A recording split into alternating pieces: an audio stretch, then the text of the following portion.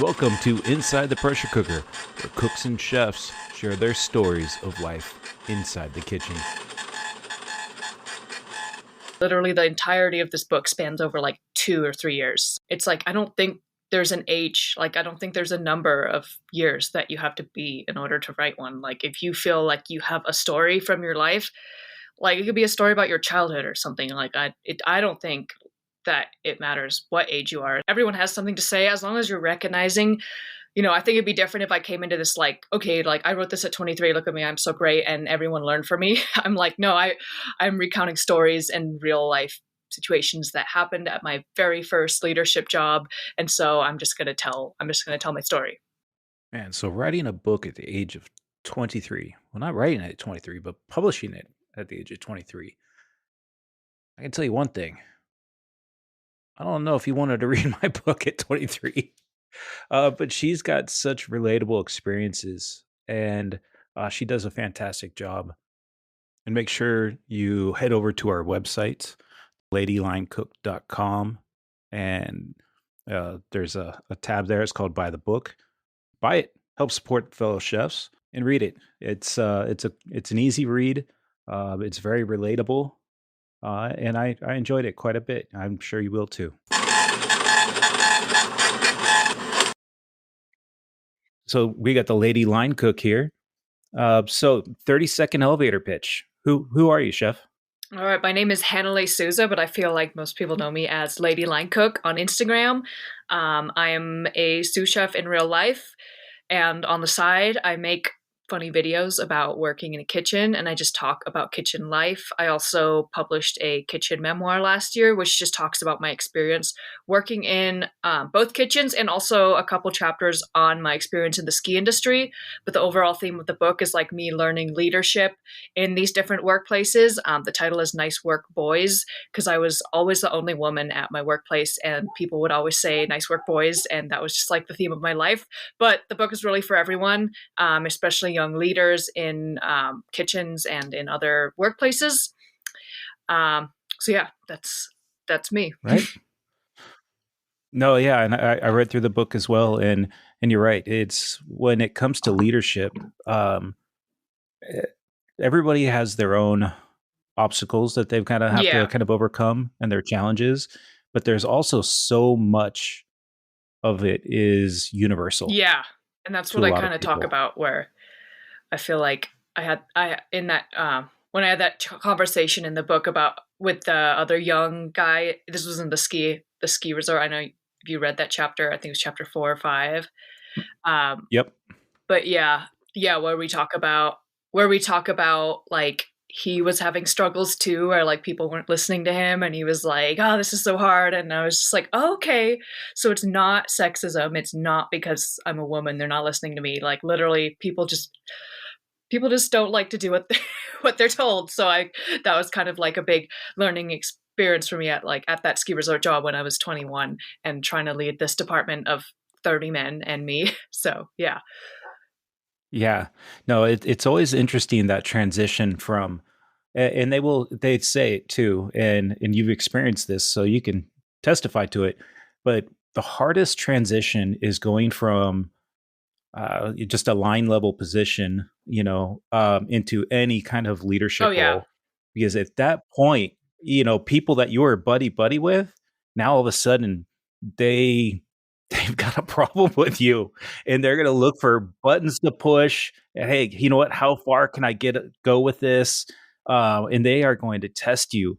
And it takes some time, and it's one of those the respect you thought you had I mean, it's still there, but once you get into leadership, it's so many people look at you and just like, "Fuck you." Yeah.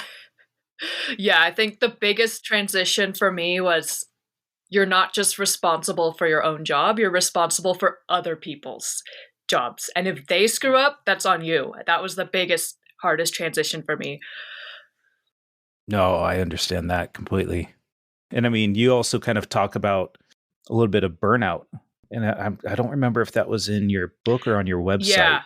Yeah, that was in my book because I talk about it like a couple different times because I would go through these like phases. Well, the one I'm remembering was like some of that burnout was because you decided that you needed to do it all yourself Yeah. rather than delegate. Yeah, absolutely. That was the biggest learning curve for me. I think now I definitely have more of a hang of it. But that for me, like when I'm first promoted, I think at both jobs I felt this way, like in the kitchen and at the ski resort. Um, I would try to like prove that I'm capable of doing everything because I felt like that was Mm-hmm. necessary to earn their respect, especially like as the only woman and with all these guys, I'm like, well, I got to show them that like that I can like do more than all of them physically and everything in every aspect, right? And so I would just do like everything, but then what I realized is like human beings like physically can't do that, doesn't matter who you are. So you end up just kind of like half doing a bunch of things and not really doing anything. Mm-hmm. Um, and so that was a huge learning curve, which I literally feel like in the past like couple months I've gotten the hang of. Like literally, even after the book came out, I think when the book was published last year, I still hadn't like gotten the hang of it, and it was still something that I was like in the thick, in the middle of learning. And now I think I'm at the point where I'm beginning to grasp that concept after like basically a year and a half of being the sous chef at this place. So yeah, that's definitely a huge learning curve. So I'm like, learn it from me. Don't learn it. Don't learn it the hard way. Well, honestly, I think everybody kind of has to learn it the I hard think so way too, because, because when I first started leading, my chef would be like, "You gotta delegate stuff. You can just do it all." But of course, I'd be like, "Well, no, but I'm different. I can do it all." But then, yeah, I get it because I had a very similar situation um, where, I was a sous at a place. I was in Indiana at the time, and I had everybody delegated working on different things, yeah, and I there was still stuff on the yeah, list, and I needed to be doing something. So I started working on one of the specials we were doing, and I was just small dicing just a ton of just white onions for doing like a sofrito, more of a Spanish style yeah, sofrito, and he came around the corner and just saw me dicing onions and just went yeah. off about just me delegating. It's like everybody else is supposed to be working that. You're bringing it together. And all I could think of was like, but they're all Yeah. working. No, Like, I feel exactly the same way. Like I went through I think I wrote about this, but about how like I was peeling potatoes and chef was like, "Why are you peeling potatoes? There's literally 10 other people in this hmm kitchen."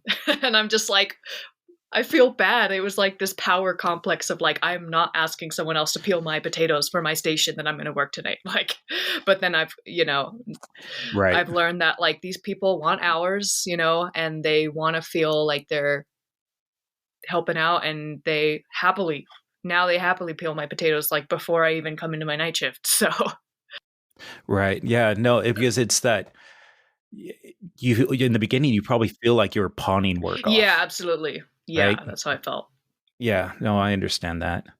Yeah. No, leadership is definitely an interesting thing and learning it. And, the biggest challenge I had as well was learning to delegate and work with the different personalities. Yeah, absolutely that too. So, I mean, between like a ski resort, and in some ways, it's almost like working on the ski resort kind of prepped you for the kitchen because, It absolutely did. I feel like that was kind of the whole theme of the book was like I just picked up yeah. where I had left off there. But yeah, I mean, you've kind of got that misfit group, Yeah, for right? sure. And Yeah. just kind of learning to work together. So, these kitchens in general are always kind of that eclectic mix of people. Yeah, but that's why I love it. Oh, absolutely. Yeah. That's honestly why I decided to kind of kick this podcast off was just to kind of start talking to people and learning everybody's stories because everybody's got such an amazing story, and it's just fun to hear everybody. So the book we kind of go through some of that leadership, and you wrote this book when you were what 22, 23. 23, yeah. I mean, that's pretty amazing. I acknowledge that. Yeah, I acknowledge that kind of in the afterword where I'm like, I wrote this when I was 23 and do not I have like basically saying that like I acknowledge that this book is just literally the beginning, and how this book like recounts the very beginning of me learning. Like I'm not going to pretend that this book is like your guide to leadership from an expert. Like, absolutely not. It's more just like stories and lessons that I learned, and like personal growth and stuff, and just talking about my kind of experience and recognizing that, yeah, I wrote this, and there were a couple people who were telling me like not to publish it, and they were just like random people because I'd be on these Facebook groups and stuff where we would find like a lot of writers, they like share their work with each other and edit each other's books. I actually did that with a couple different people, which was cool. But there were a couple people who are like, you should like memoirs, you have to be over 40 to write a memoir, and you have to have like no one's gonna read it. Like, why would anyone read a memoir by someone at that age? Like, and I'm like, you know what, a memoir is a slice of life. It's not an autobiography, which is your autobiography is an entire life. You write that at like the end of your life, which I'm like, how do you know the end of your life? Like, you don't, no one knows when the end of their life is, so like, why would you wait? But uh I'm like, a memoir is a slice of life, and literally the entirety of this book spans over like 2 or 3 years. So it's like I don't think there's an age, like I don't think there's a number of years that you have to be in order to write one. Like, if you feel like you have a story from your life, like it could be a story about your childhood or something. Like, I don't think that it matters what age you are. As long like everyone has something to say, as long as you're recognizing. I think it'd be different if I came into this like, okay, like I wrote this at 23, look at me, I'm so great, and everyone learned from me. I'm like, no, I'm recounting stories and real life situations that happened at my very first leadership job, and so I'm just gonna tell my story. No, yeah, I mean, the book itself is very, I guess, best way to put it for me, it was very humbling and very relatable.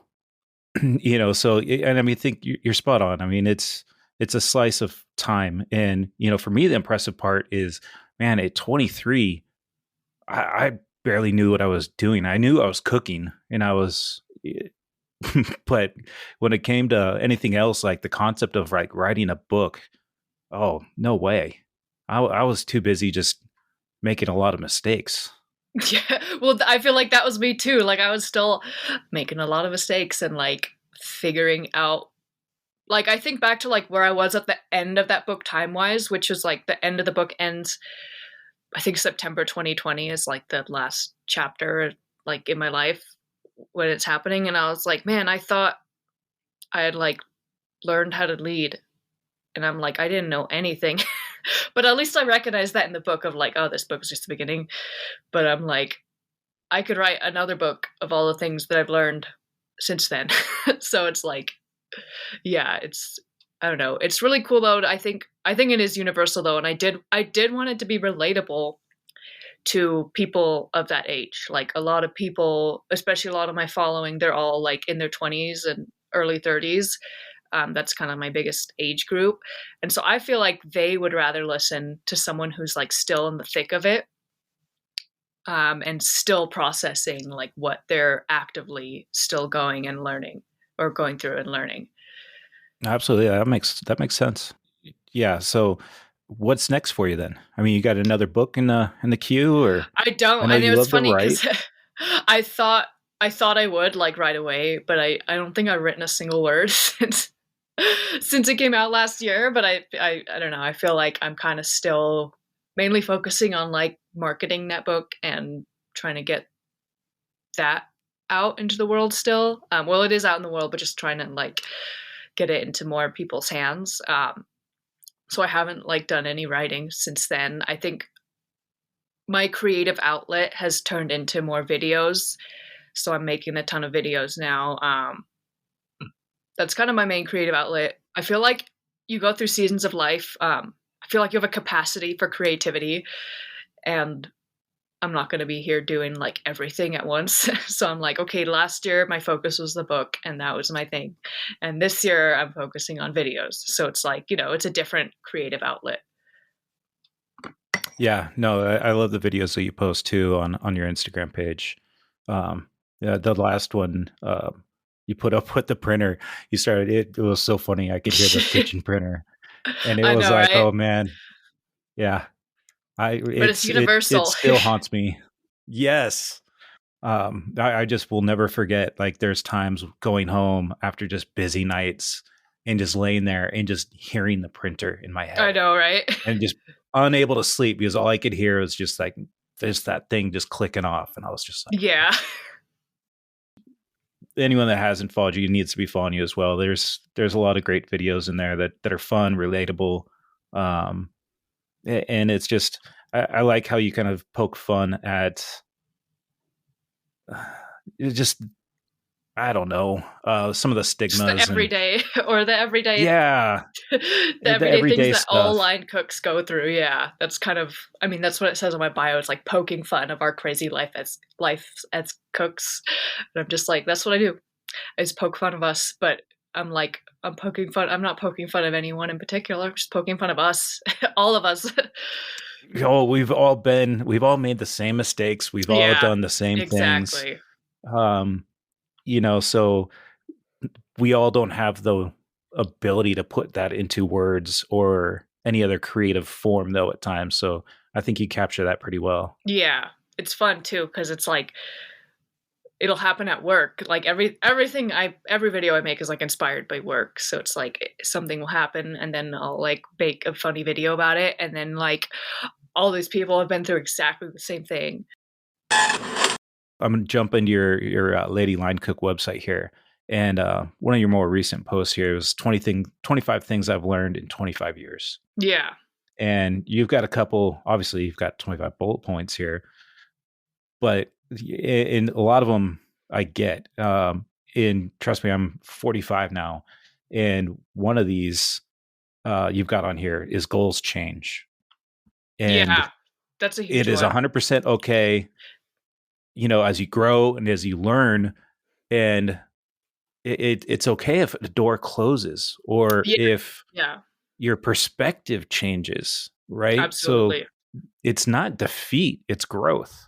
Yeah. Um, and so just learning to recognize that I think is important for people because once I read that on your page, I was like, man, that's a great point because so many people don't really see it that way. Yeah, I always have a hard time making long-term goals because it's funny every time I do a ask me anything question box on Instagram, every time I get like what's your long-term plan? Do you want to be in the industry forever? Do you want to own a restaurant?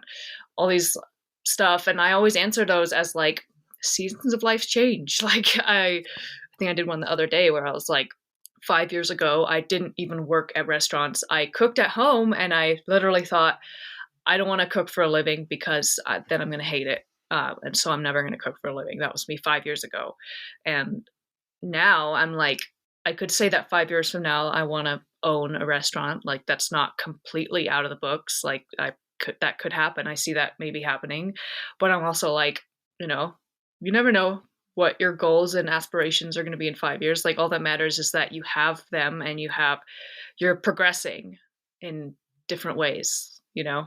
Yeah. The question, where are you going to be in 5 years? I've always been like, dude, I don't know where I'm going to be tomorrow. I was like, I don't even know my schedule for next week. Like it's literally, yeah, I just, So the resort management degree, right, yeah, is kind of your yeah, focus, and you're living the life, kind of a ski bum, if you will, or snowboard, yeah. and then you end up in restaurants, and it turned out to be just kind of a side hustle almost, At first it was, some yeah. extra cash, and then it transitioned into obviously something much more. I mean, you Yeah. want to touch base or kind of tell me what what was the day that light bulb hit you? It was like a culmination of things, but I would say it was the summer of 2019, which was my first year in restaurants was 2018. So I did like a winter at a ski resort, then a summer at the little mom and pop restaurant. And I was like, okay, I like this, but I'm going to go back to the ski resort for the winter. And so I did that. And then that was 2019 winter. And then 2019 summer, I literally said, I was like, I'm gonna switch restaurants. I'm gonna move from the little mom and pop one. I literally picked the busiest restaurant in my town. I was like, which restaurant am I going to get my ass kicked every day? I'm going to pick that restaurant and I'm just going to decide if this is for me. And part of me inside was like, no, I'm going to get my ass kicked and I'm going to realize this isn't for me. Like that was literally, I was like, that's very likely going to happen. And so I went there. The line was always out the door. They were always slammed. They were always busy. And so I started there as a line cook.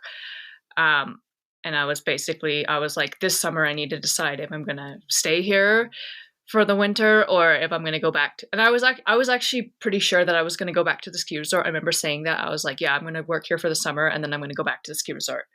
Um, and then 3 years later, I'm the sous chef at that restaurant. And yeah, it was that summer. Right? I was going to say, you almost went into it looking for a reason to not be in it. Exactly. Yeah, exactly. Because I kind of felt attached to the ski industry because I had spent 2 years there. And I literally the winter before is when I got my promotion, but I only got my promotion in March. And I had only been a supervisor for like 2 months, basically. And I kind of even like took the promotion as like, okay, I'm going to take the promotion at the end of this season. And then next season is really going to be like, I'm going to spend a whole year as a supervisor in the ski industry. And I'm going to learn a ton more. And so part of my decision that I had to consider was like, okay, do I want to like try to get leadership experience? Because that was kind of my main goal, is like, I want to have leadership experience. So I was like, I could have this guaranteed leadership experience at the ski resort.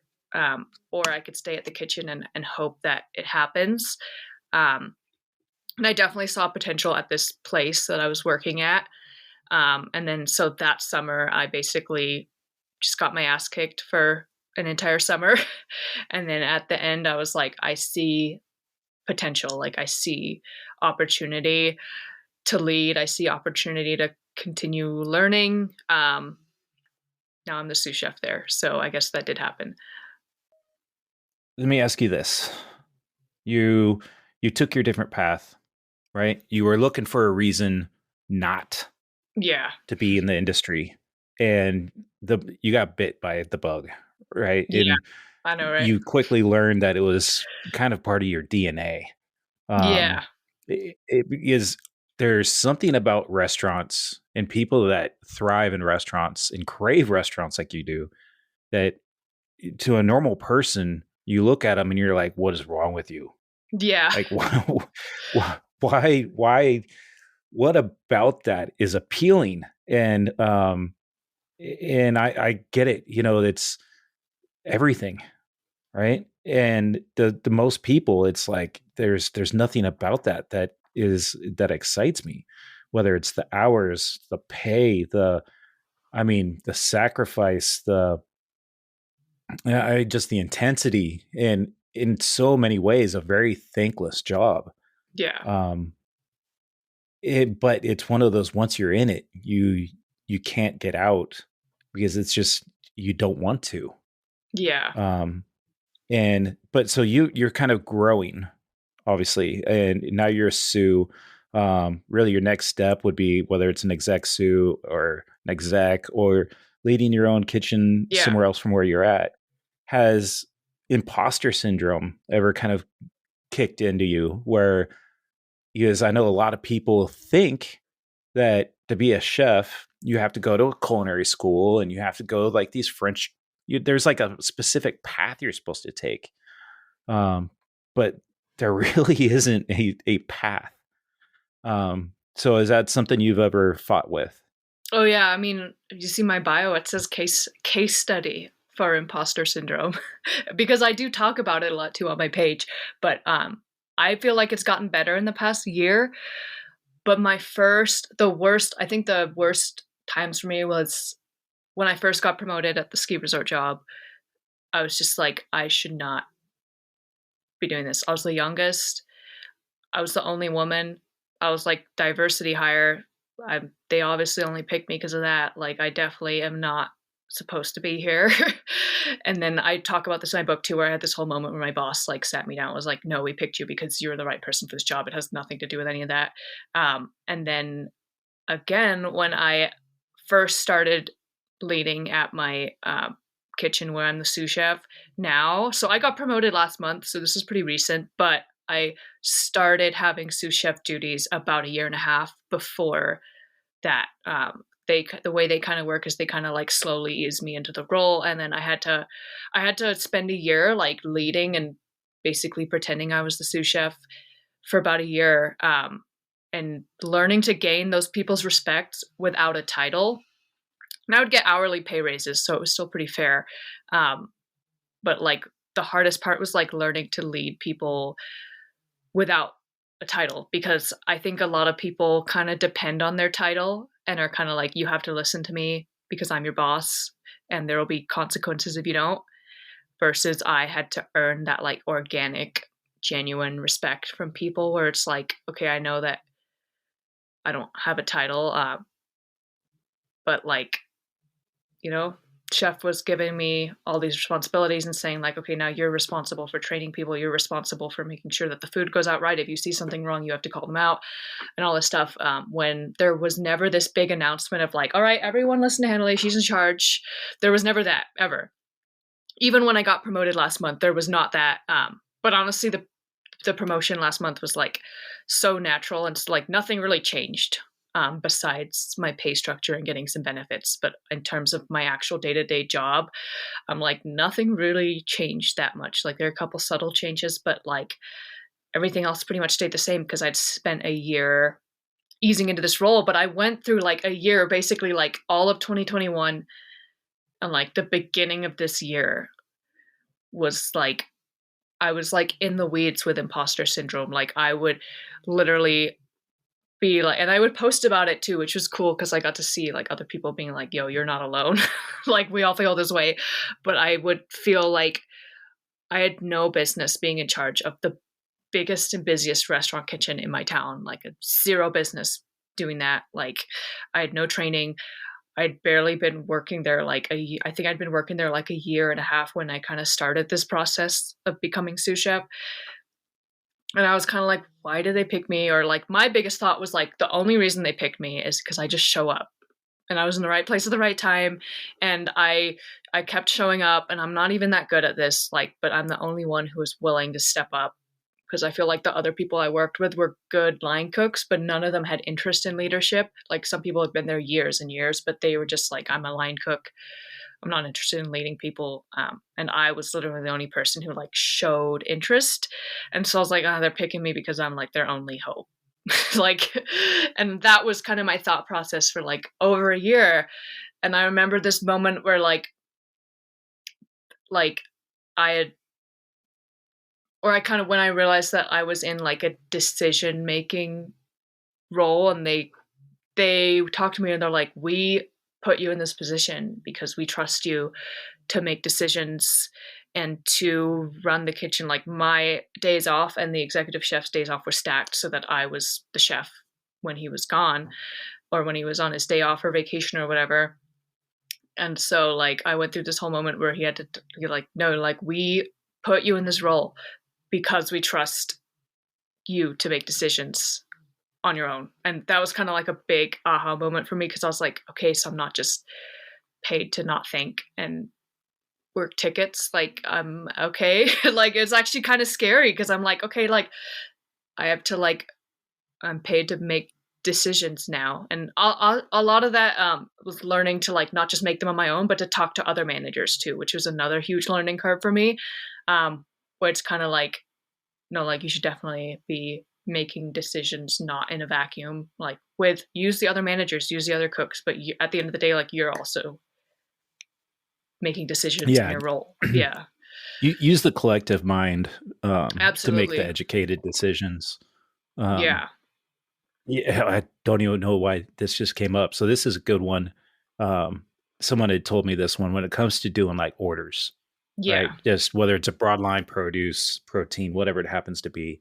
Like there's a term called SWAG, SWAG, and it stands for scientific wild ass guess. yes. I love that.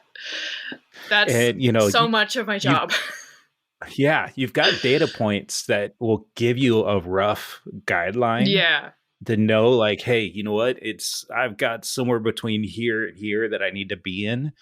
But there's so yeah. much of how the public, like we've all been there where someone just starts ordering, I don't know, the shrimp scampi or something, and it just goes off on a run, and you're That like, was what is going on here? Like, that was literally last what? week because we're in a slow season, and so we don't prep that much because we don't want to over prep and we want everything to be fresh. And so Right. there was this last Wednesday. It was slow, like we barely did any covers, but we sold so much of this one fish dish that is usually we usually don't sell that dish. It's like one of our least sellers. And we sold, I remember thinking like, okay, I worked through busy season on Saturday nights and we sold maybe 10 of this dish. And on that Wednesday, we sold like 15. It was like at Right. one point, it was the only thing on the board. The worst part is that now puts more doubt in you for I next know, time. right? And then you end up You know, over you're just like, prepping and oh. then stuff goes bad. You got to throw stuff away. Outside of a chef knife, what is your number one tool? So I'm all for like minimalistic kits. Like my kit that I bring to work every day is like 3 knives and a honing steel. That's pretty much it. So I have my chef knife. Obviously, like if you're gonna get one knife, I always tell people like if you have $200, don't get a block of knives. Get one 8-inch or 10-inch chef knife if you have a budget. Like just get that. That does most things. But I do a lot of butchering, so I have like a 6-inch fillet boning knife, which is really good. I specifically bought it to do fillet, and it's just the best thing to use. And then I have a Right. 12-inch butcher knife because we also do ribeyes and whole sides of salmon. So I'm like, I skin the salmons, I cut ribeyes, I cut the prime rib, and then everything else is with the 8-inch chef knife. Yeah, I don't carry anything else around. I don't do tweezers. I don't do any of the fancy stuff. I think that's a different genre. Like, I'm not here to hate on Yep. tweezers. Like, it's a different genre of food. And where I work, we just don't use them. I feel like a lot of people either hate them or love them. And I'm like, there's different genres of food. And some people need them and other people don't. I think it's kind of like people think of that kid from culinary school who comes into their fast casual restaurant with their tweezers and they use their tweezers for everything when it's like a cheeseburger, which I think is kind of funny. But I'm like, I've never used them, so I don't have them. But that's it. I It's don't 3 own a knives. pair. Yeah. Yeah. I don't own a pair either because all the restaurants I've been a part of, it's like, man, we don't have time for tweezers, I dude. know, right? You know, But then if you need there that is, individual grain yeah, of something, then yeah, you're in the wrong spot. Definitely. yeah. So speaking of genres though, like, are there any styles of genres that inspire you, like as you're growing and learning? What inspires you? Where do you go for when you kind of are start looking for some other creative elements? I think for me, the biggest inspiration with food has I've done a bit of traveling. I actually haven't traveled a ton in the past couple of years just with COVID, but pre-COVID, like I went my whole family is from Europe, so we would go to England, we would go to France, and we would and then I went to the Caribbean and I went to Israel. And like my favorite thing when I travel is I go to the farmers market because what I love about the farmers market in other countries is like I feel in America a farmers market is this bougie specialty expensive like only the yoga moms and their yoga pants and stay at home all day while their husband owns a multi-million-dollar construction business. And I know I'm getting very specific here, but I'm like, that's what I feel about farmers markets in the US is like they're bougie. Like you're not gonna find everything that you need. Like you can't only shop at the farmers market. You go to the farmers market for like a couple of vegetables, overpriced vegetables, and like I go there for meat. That's literally the only reason I go to the farmers market is like I buy meat directly from the farmer. So I bought a lamb and a Hmm. portion of a cow recently, which is really cool. I have a big freezer and I just love buying directly from the farmer. But like in other countries, going to the farmers market, there's nothing special. Like that's literally just how they buy food. Like that's just how they do food. They use what's in season. They buy it directly from the farmer. You can go to the farmers market and that can be like the only place that you shop. You can go there, you can get everything you need and buy lunch and buy a gift for your mom's birthday. Like you can get everything there's nothing special or bougie about it. It's like it's just It's how just you everyday do life. life. It's just how you do food. It's always there. And, where I live, it's like Tuesday from 8 to 10 a.m. And that's it. Hmm. And I'm like, in other countries, it's just there all the time. Like you can just go to the farmer's market and it's all like, I feel like in America, farm to table, right, is this huge thing. And grass-fed beef and pastured cream and pastured this and organic that. And in other countries, you're not going to find those labels. Like you go to the middle of France or of middle of Israel or any of these other places that I've been, and you're not going to find grass-fed beef. You're not going to find organic anything, because that's just, to them, that's just food. Like, it's like, yeah, cows eat grass. Like, there's nothing earth shattering about that. And it's really sad, like being in America where it's like factory farming and pesticides are like the norm. And you go to these other countries where it's like they don't even have to market the fact that it's local or organic. Like, that's just like, I totally feel like our food system is just so broken, where it's like we have all these local farms around us, yet we're importing stuff from like across the country or across the world sometimes. And it's just like, Yeah. it's just so broken. But I'm always super inspired. I'll go to like another country and I'll go to the farmer's market and just buy whatever looks cool and like bring it back to wherever I'm staying and like cook it. And just, yeah, it's just so cool. That's like my favorite part about traveling. No, I hear you. I mean, our food system is definitely very industrialized, Yeah. and people now more than ever are so out of touch, Oh yeah. um, just with the food supply, Yeah. right? And it's even in restaurants and kitchens where it's like your steaks come in boxes, and Yeah. it's really easy to become out of touch with a Yeah, for lot of that. sure. So, but Yeah. I remember traveling. I went through one of the markets in Spain, and I was like, by the end of it, I was pissed. And my wife's like, "What's wrong?" I'm like, "I mean, this is like the greatest market I ever." I know. mean, they're not even trying. This is just. I This mean, is this is just daily Tuesday. life. Like, imagine you can go out there whenever you want and just, yeah, I went to Spain too. I went to Yeah. Barcelona, and like the same kind of thing where it's just like, why isn't the Hmm. US like this? Like, the US, we think we're so great and the most Everything industrialized looked country. better, Yeah, and it's fresh, everything it's it was local. just so much better. I mean, It hasn't been just it sitting was on so the much shelf more. for a month. Like, It was vibrant. yeah, It was grown to be consumed right then and there. It yeah. wasn't engineered so that it Oh, looks yeah. pretty So on that, the yeah. store counter, So that it can or go from the farmer to the distributor to the distributor's distributor to Cisco to the grocery store, finally to your, like, it's just, yeah, direct. yeah. Oh, after that, I was just like, man, like, I same thing. I was just like, this sucks. I I was know, like, right? this I is always feel great, that way but I'm too. like, I'm like, this is why great, can't but we have this? I know, right? Yeah, it's like, how come where I live, the farmer's market's 2 hours a week, and I can't even make it to it because it's at a time where, Yeah. like, if you have a regular job, you can't go to the farmer's market. So it's already at kind of this Mm-mm. place of privilege where it's like, oh, are you free at 10 a.m. on Tuesday? If not, too bad, no farmer's market for you. Like, too bad if Yeah. you're in the working class. Like, so it's like, Well, yeah, and some of them too, they're not even really farmers markets. they're not. It's more like cottage, Exactly, yeah. where it's like, yeah, there's 12 booths set up, but six of them are selling soap.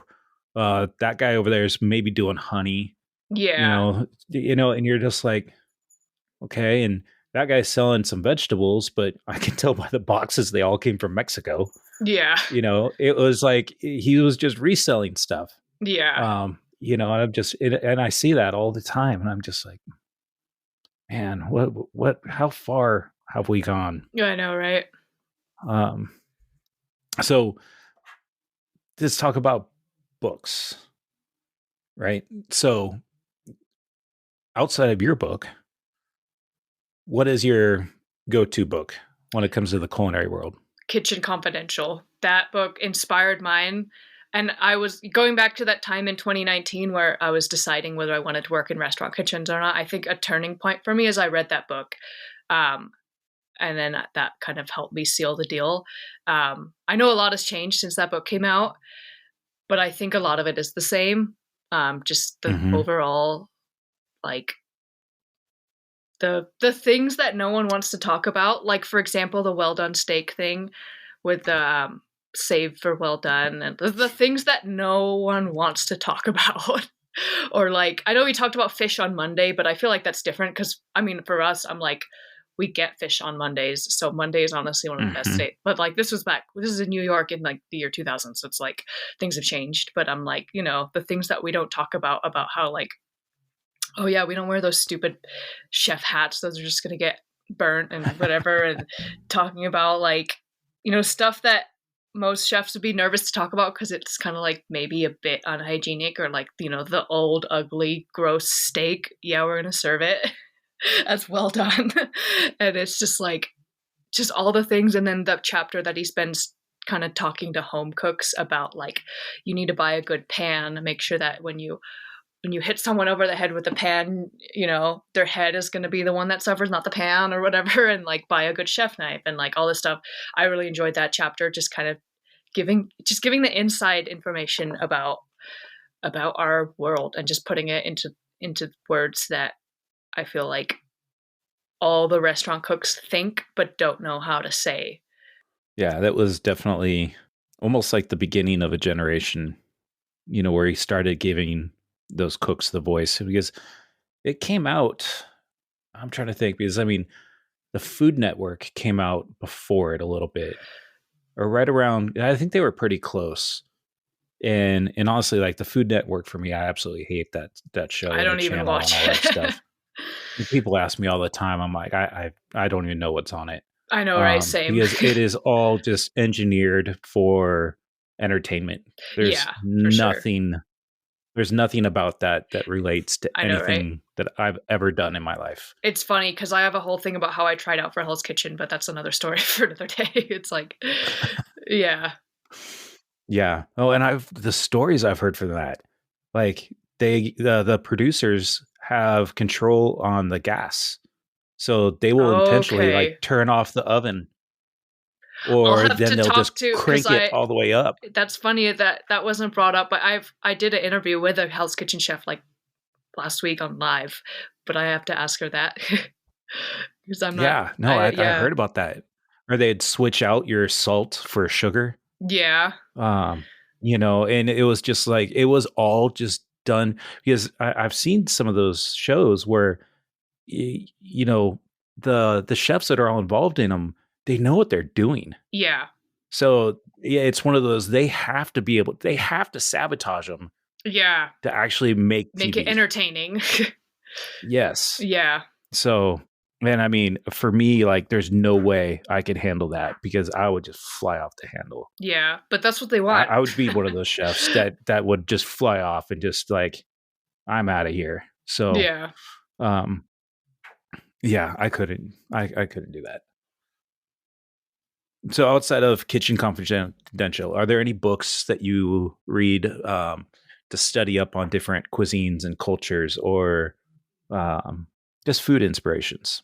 Yeah, I've ever since I went to Israel, I've loved Mediterranean food. So I've read one of my favorite cookbooks is Zahav by I don't know how to say Solomonov, but it's a Israeli food cookbook, which I really enjoyed that book. I like how he's a professional chef too, and he's a executive chef had his own restaurant that he owns. So he had a couple tidbits in there about like kitchen life, just kind of like in between recipes and stuff, which I thought was really cool. And also just that the fact that I feel like that book is kind of like if you're a beginner cook, I wouldn't recommend it. I feel like as a professional cook, I I could do the recipes in that book and really understand the techniques and stuff, but I was like, I'm not sure if this is the book for beginners. And then I have a couple other just like good solid foundational books too. My boss gave me the Food Lab, which is really cool. It's kind of just science and like why things work the way they work and like all these different tests of like we rested a steak and then we didn't rest the steak and we tasted them side by side and we did this and I'm like it helps you understand like why like they did like there's this whole chapter just on steak and about like dry aging and the science behind that. And so I've I've yet to read all of that book because it's like 1,000 pages or something.